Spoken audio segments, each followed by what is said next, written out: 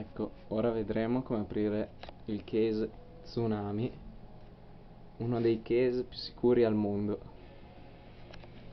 Come vedete abbiamo qua le chiavi per aprirlo, ma ovviamente delle chiavi non ce n'è bisogno.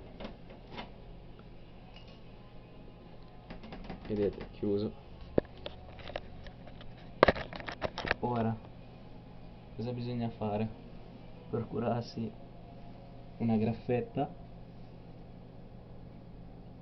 aprirla in questo modo, a V tipo.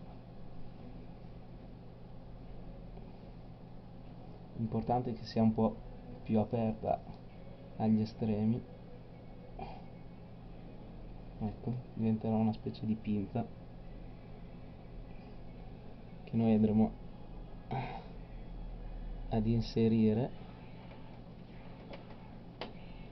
fino in fondo, stringendo e filandola fino in fondo.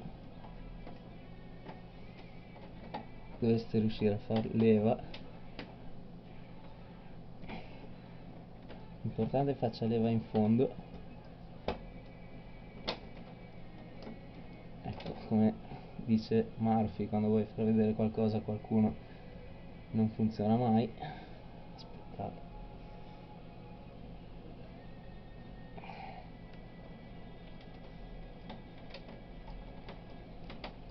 Ok, finiamo fino in fondo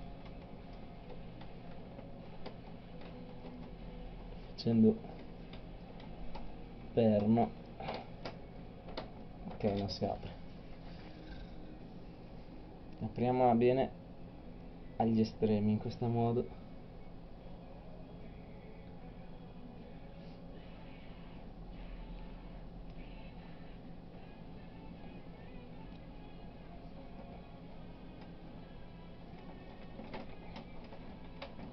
In fondo di nuovo. Ecco qua, si è aperto. Il case è aperto solo con una semplice furbata.